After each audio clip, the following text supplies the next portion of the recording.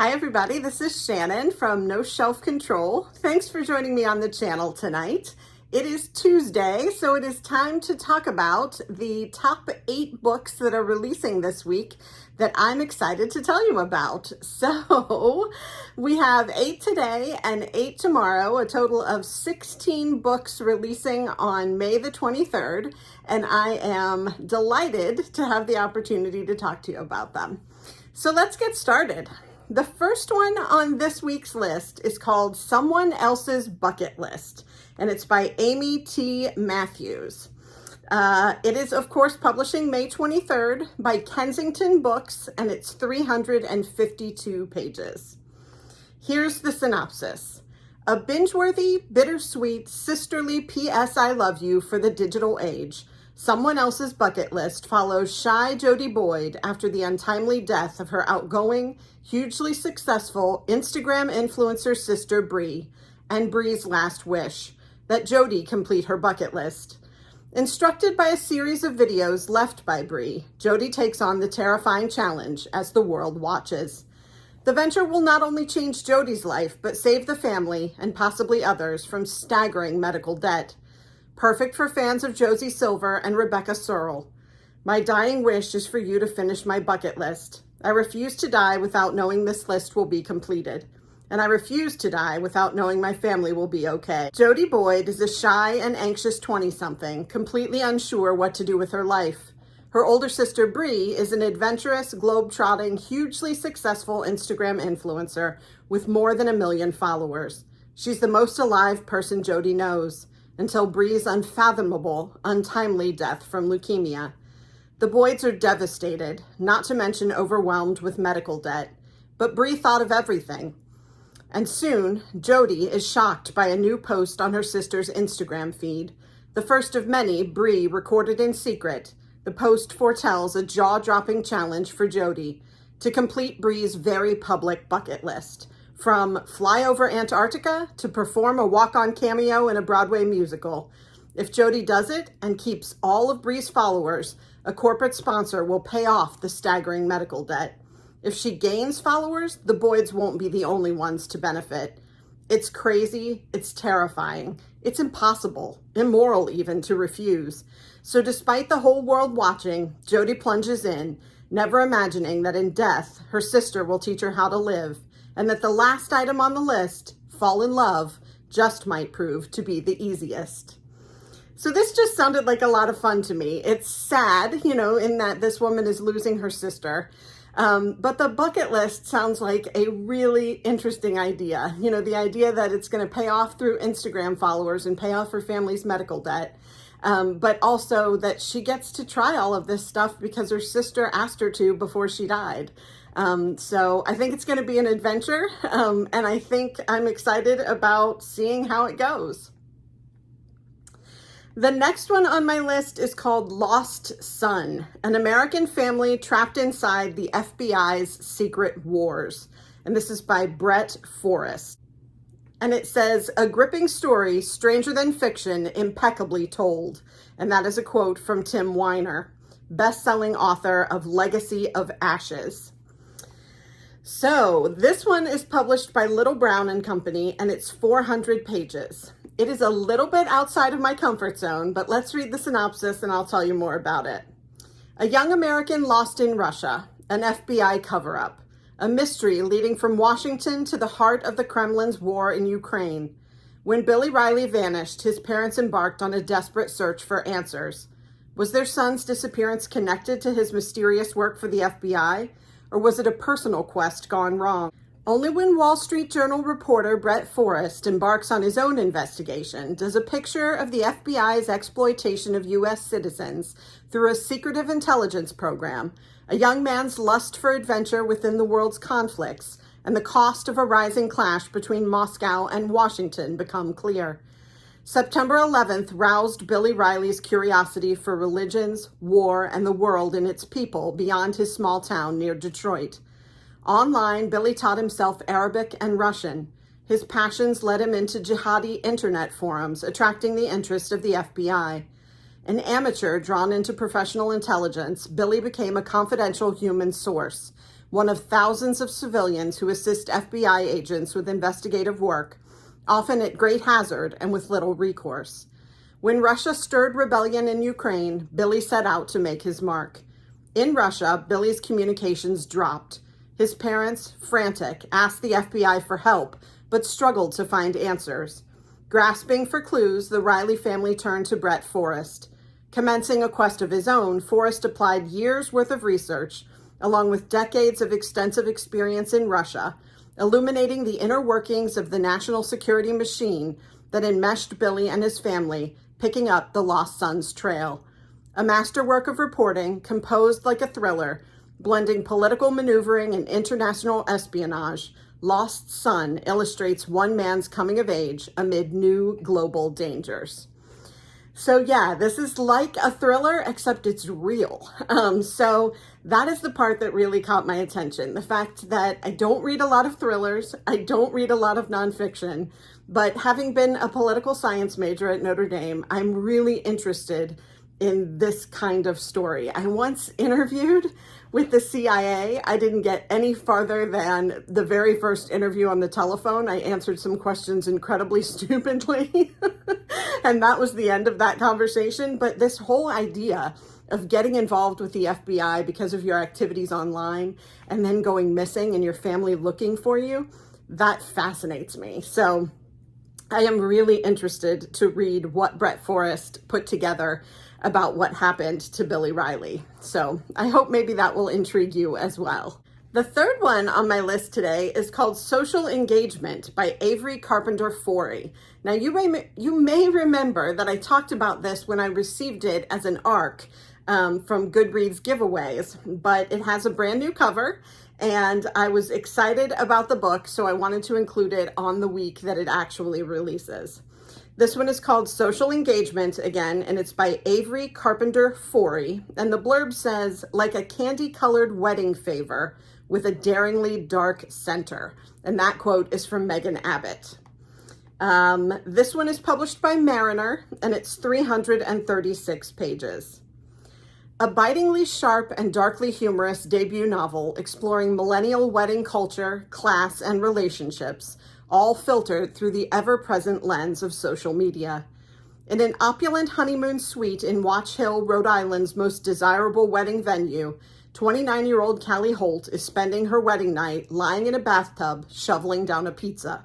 Her expensive white dress now splattered with sauce, and her groom passed out in the next room. With her 7-hour-old marriage already imploded, Callie turns to the place of record, her phone, sifting through the photographic evidence of the past year to pinpoint where it all went wrong.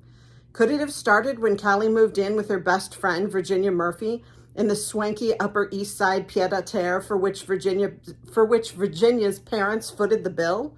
Or when Virginia's irritatingly attractive cousin and Callie's secret ex, Ollie, returned from pursuing his photography career abroad, throwing a wrench in Callie's relationship with her kind, if a bit dim, finance bro boyfriend Whit? Or was the true turning point when Callie stumbled upon a dark secret lurking in the Murphys' well-heeled past, one with the potential to upend everything Callie knows about the people she considers her second family? Over the course of one wedding-filled year, all these long-simmering secrets and resentments will come bubbling to the surface, leading to a reckoning that will strip Callie and everyone around her down to their most gruesomely real, filter-free selves. As Callie attends wedding after wedding, getting tagged in post after post, she begins to contemplate and actualize through her own art the gulf between the true selves of the people around her and the selves they present on their screens. So this one intrigues me again, simply because it's like a blend of a thriller kind of mystery sort of romance book. And so I'm interested in putting all three of those pieces together and seeing what happens. It sounds at first, she was supposed to get married, and 7 hours into her wedding, she's shoveling pizza in the bathtub. It sounds like a rom-com gone wrong, right?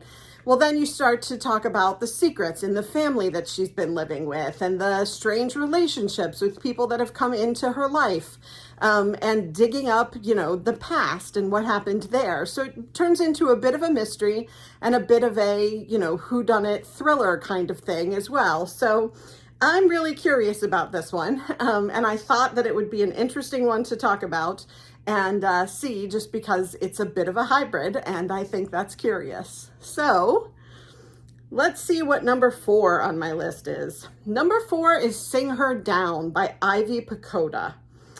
This is a novel, and the blurb says, "I read everything Pacoda writes. I loved Sing Her Down. The world will too," by Michael Connelly.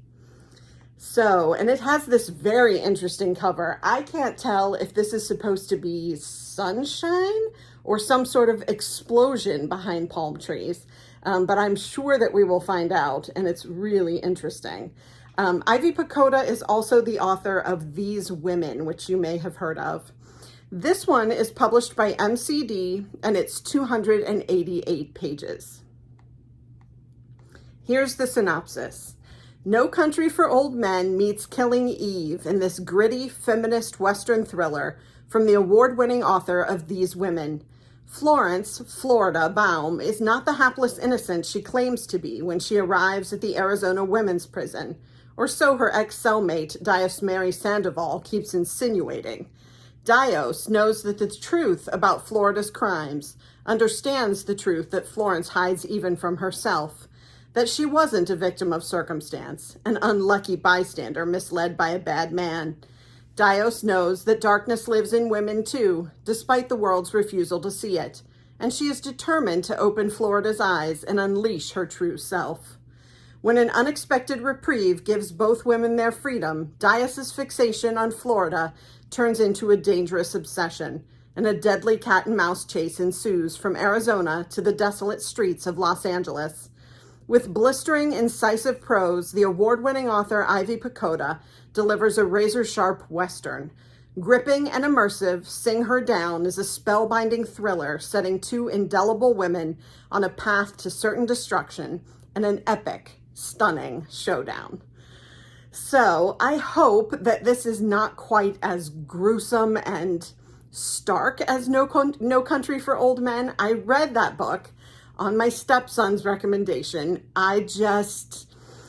It wasn't horror, but it was definitely very just cold and calculated and didn't leave me with any kind of good feeling. So I'm hoping that that is not the case with this book, but it does say No Country for Old Men meets Killing Eve, which I have not read. I'm intrigued by this because it's a women's Western. I'm also intrigued by the characters. So this Dios Mary Sandoval and Florence Baum, they sound incredible. They going up against one another. Dios believes that she knows the secret of who Florence really is and then starts to sort of stalk her. So I am definitely interested in seeing what happens between these two women. And I'm just hopeful that it's a little more plot heavy and a little more colorful maybe than No Country for Old Men. So check that one out. The next one, number 5, is called Summer Stage by Meg Mitchell Moore. Now we have talked about because of Vacation Land, which I read with my book club last meeting. So not yesterday when we read I Have Some Questions for You, but the book before that was Vacation Land. And that is by Meg Mitchell Moore. This is Summer Stage, and it's blurbed as a 5-star novel that deserves a standing ovation. And that quote is from Christy Woodson Harvey, New York Times bestselling author of The Wedding Veil. And I really like this cover. This woman in sort of the flimsy swimsuit cover-up on a beach towel, just looking out onto the ocean. That's the kind of day I want to have. So I'm hopeful that that's what this book is about and that I'll get that summer feeling from reading this one. It's published by William Morrow. It's 336 pages. Here's what the synopsis says about it. From the best-selling author of Vacation Land, a spirited summer page-turner following a family of actors grappling with fame, scandal, and ambition, perfect for fans of Elin Hildebrand. Summer Stage is a 5-star novel that deserves a standing ovation, and Meg Mitchell-Moore has a permanent place on my list of favorite authors. Christy Woodson Harvey, New York Times bestselling author of The Wedding Veil. Amy Trevino, a former aspiring playwright, has stayed close to her Rhode Island hometown, while her famous brother, Timothy Fleming, pursued and achieved his Hollywood dreams. Now a high school English teacher and occasional drama director, Amy takes on the production manager role for her brother's play in an effort to mend rifting family relationships. Sam, Amy's daughter, was a Disney child star who continued her pursuit for fame in a Manhattan TikTok house. Now she's returned home unexpectedly. Her sudden arrival is shrouded in secrets, and Sam refuses to open up to her mother, deciding instead to join her uncle on Block Island for the summer. Timothy, a successful and well-loved actor, is directing a summer production at a storied Block Island theater, and his famous ex-wife has the lead role.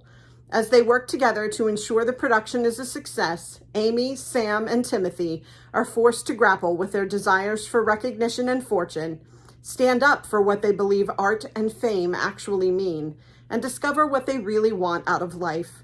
A big-hearted and delicious novel about family, ambition, and opportunity, Summer Stage is the must-read book of the summer. So I love drama. I love acting and theater, all of that. You know, I took my son to every children's theater play there was as he was growing up. We have season tickets to the Broadway series here in town.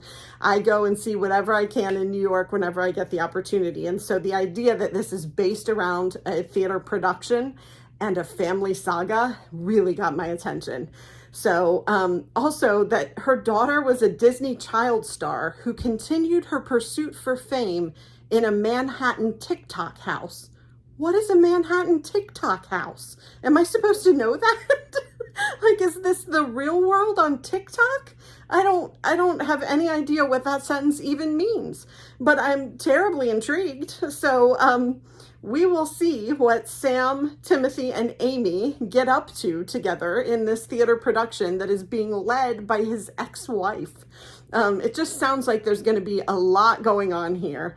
And I am in for both the drama and the drama. So I hope that this is as much fun as it sounds like it's going to be. The 6th book on my list is called Love at First Set by Jennifer Dugan. And it says, sometimes true love takes a little heavy lifting. And it is a novel by Jennifer Dugan, author of Some Girls Do. And you've got, on the cover here, you have a woman who's in her gym clothes, looks like she's been lifting, and another one who looks like she's going out to brunch with perhaps a wedding veil in her purse. I'm not sure what that is, but I'm curious to see what is up between these two women.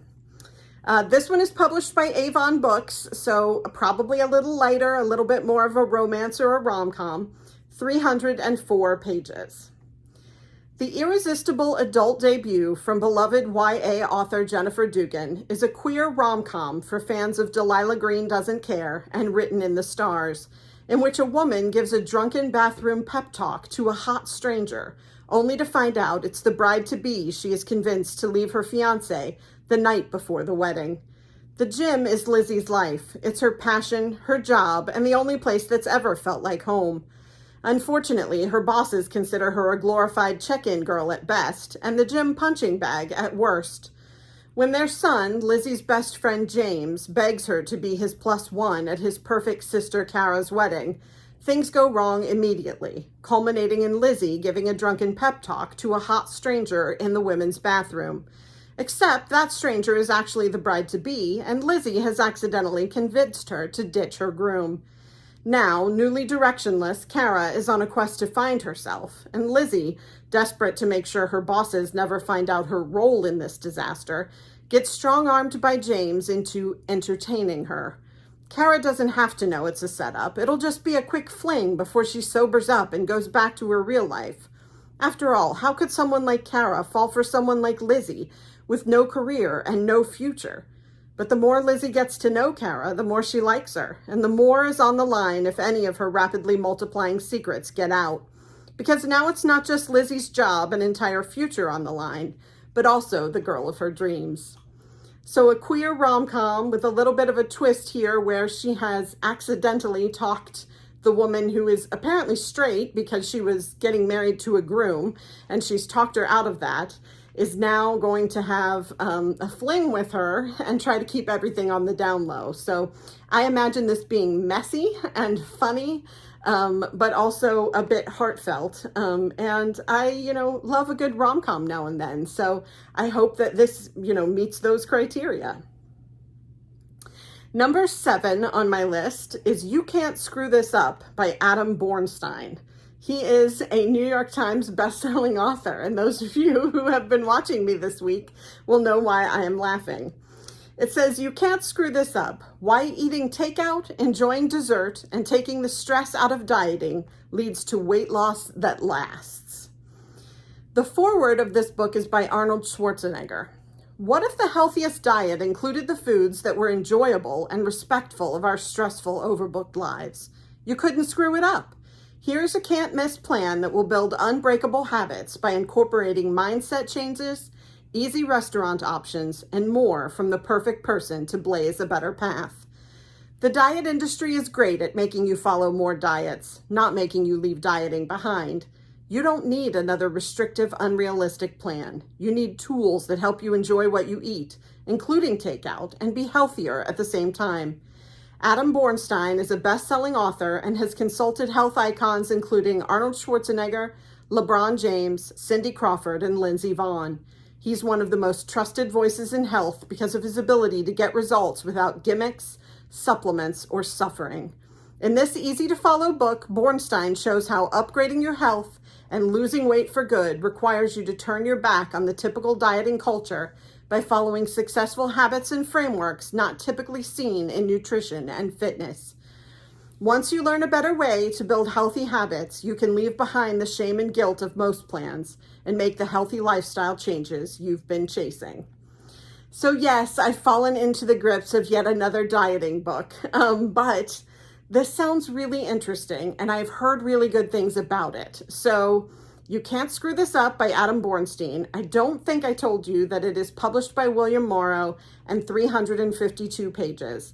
I like the famous people endorsements, the Arnold Schwarzenegger, Lindsey Vonn, Cindy Crawford, LeBron James. And I'm willing to give it a read just to see what he has to say. So I have recently lost 44 pounds on Ozempic. And I'm looking to make some changes actually to my eating and exercise. The Ozempic has done a lot for me, but at some point it's going to stop. And so interested in making some lifestyle changes and thought that I would check out this book and tell you about it too. You Can't Screw This Up seems like a really hopeful title to me. So let's give it a try and we'll see what happens. Number 8, the last one for today, and it is a strange title and a stranger looking cover. It is called Fancy Bear Goes Phishing, and that's fishing with a PH.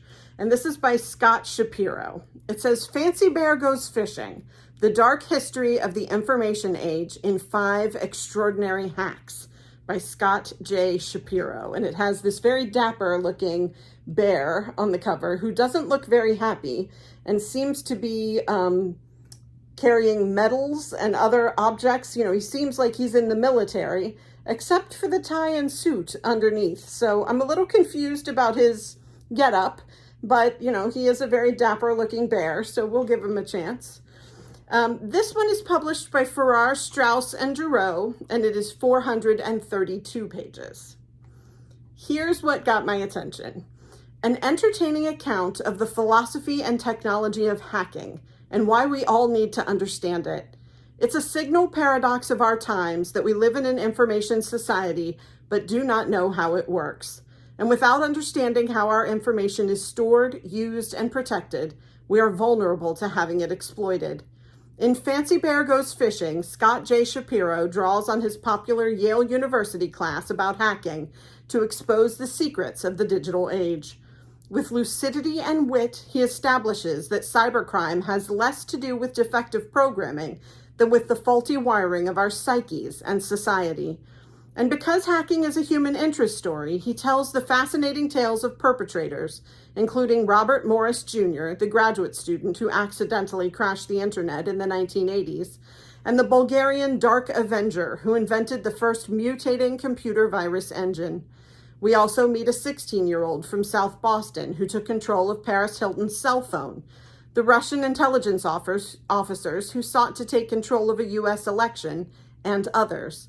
In telling their stories, Shapiro exposes the hackers' toolkits and gives fresh answers to the vital questions. Why is the internet so vulnerable? What can we do in response? Combining the philosophical adventure of Gödel, Escher, and Bach with dramatic true crime narrative, the result is a lively and original account of the future of hacking, espionage, and war, and of how to live in an era of cybercrime. So again, really outside my comfort zone, but really intriguing to me. So he's going to tell me stories. I love nonfiction that includes stories of hacking and people who have done it, people who have committed cybercrimes, both small and big. And I want to understand that. I want to understand how they're doing that, why they're doing that, and what we can do to protect ourselves from that kind of criminality.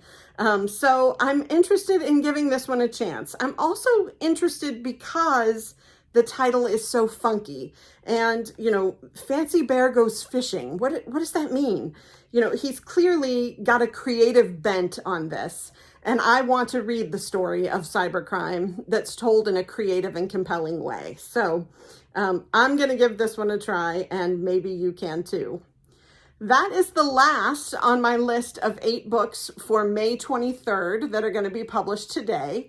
I hope you enjoyed them. They're a little bit different than what I usually talk about. I have 8 more tomorrow that are also a little bit different than what I usually talk about, but in different ways. So I hope you will come back and check out that list as well.